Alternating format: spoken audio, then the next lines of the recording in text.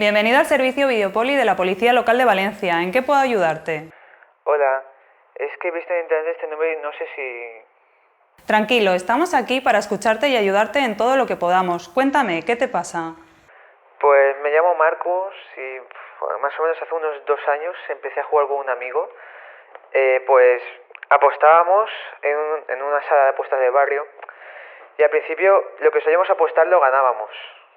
Luego fuimos subiendo la pasta, en plan, perdíamos y seguíamos jugando, cada vez más. Se nos fue y ya no sé ni lo que pierdo y lo que gano me lo fundo. Ahora no salgo ni de casa, en plan, juego con el móvil, pero yo no estoy tan enganchado como Iker. Marcos, entiendo perfectamente de qué me estás hablando. Mira, si te parece, vamos a realizar un breve test. Así ambos sabremos cómo está la situación. Es muy fácil, solo tienes que responder sí o no presionando la opción. ¿Has intentado dejar de jugar y no has sido capaz de lograrlo? Sí. ¿Has cogido o has pedido prestado dinero a otras personas para jugar o para pagar deudas? Sí. ¿No te has sentido bien jugando y aún así has seguido haciéndolo? Pues sí. ¿Has dejado de hacer otras actividades de ocio que antes realizabas para dedicarte casi en exclusividad en tu tiempo libre a jugar? Sí. ¿Tu red social está deteriorándose? ¿Te sientes cada vez más aislado? Sí. Marcos, la ludopatía es una enfermedad. Pensamos que el juego no puede convertirse en un problema, porque en televisión nos bombardean, actores famosos y deportistas nos animan a jugar, hasta te regalan dinero para empezar. Todos parecen felices jugando y aparentemente no hay ningún problema, pero esto es solo un truco, para que juegues más y más rápido. És tota una estratègia. Mira esto.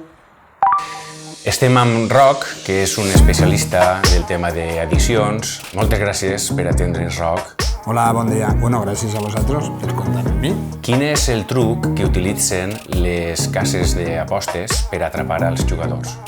Darrere de tot això, n'hi ha que tenir en compte que això és un negoci que maneja animalades de diners i n'hi ha tota una estratègia de màrqueting, de neuromàrqueting darrere.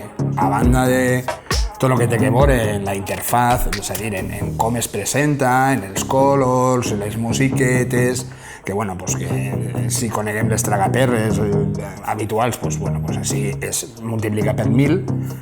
A banda de tot això, n'hi ha últimament, s'han posat en marxa recursos que enganxen molt, com són els bonus d'ingresso.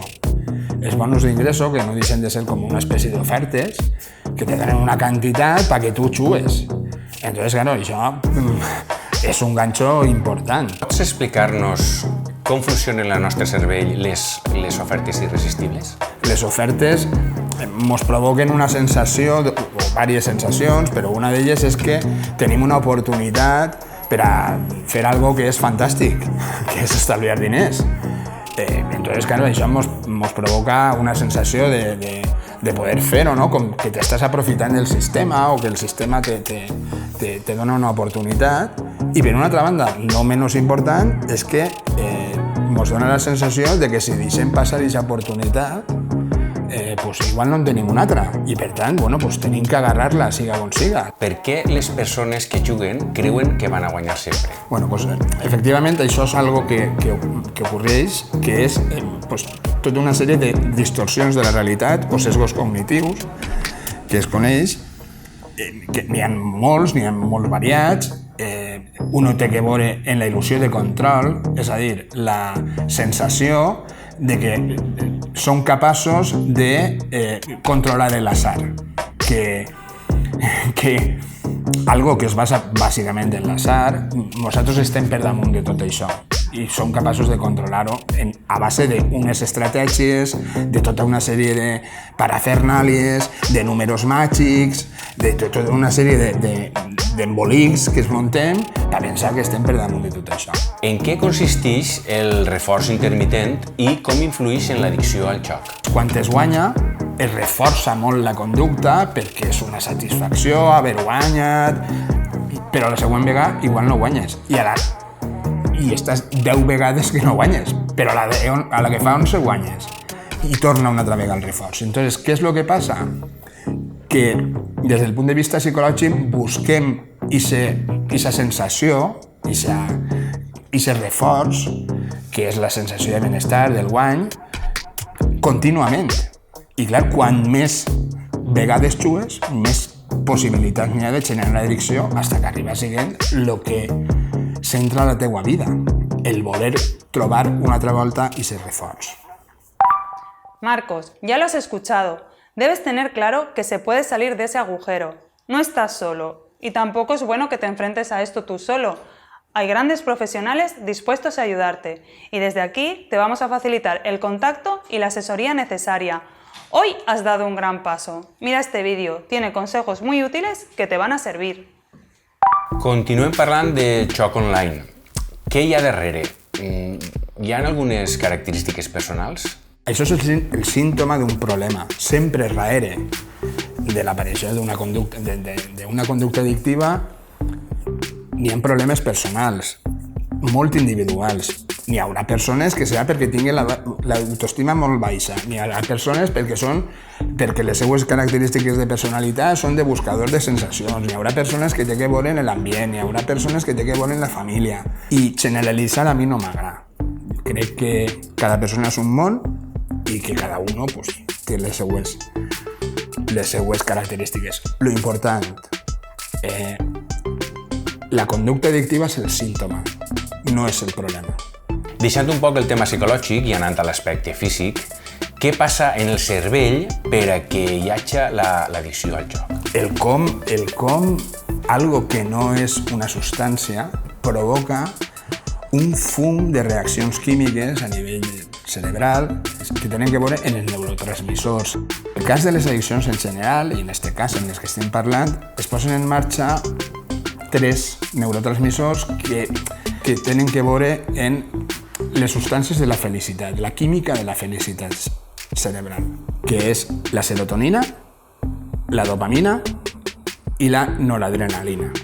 Cada uno desencadena des del punt de vista cerebral unes sensacions, unes emocions, i són el plaer, la felicitat, la pau, el voler tornar a sentir aquesta sensació. És a dir, són substàncies que donen el color emocional a les conductes i són molt, molt potents com a reforçadors. Què diferencia el joc online del joc presencial, més que res pensant en l'adolescència i en la joventut? El joc online té unes característiques que no té el presencial. Una d'elles és l'anonimat i l'accessibilitat, és a dir, quan algú juga presencialment, té que anar a una casa d'apostes i si eres menor no pots entrar, en teoria. Diguem que n'hi ha una limitació, o te poden veure els veïns, o te poden veure els pares, o te pot veure qui siga. En el joc online, no.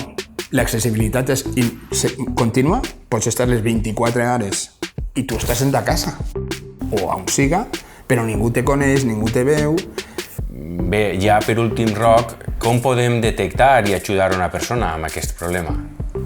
Des del punt de vista de la prevenció, és a dir, què podem fer per a que no aparega, qui té la tasca fonamental és en l'àmbit familiar. Com? Pues fent un control parental de les aplicacions, mirant a veure què és el que s'instal·la i què és el que no, controlant els diners, procurant que l'ús de les tecnologies siga limitat i per l'ús que té que tindre.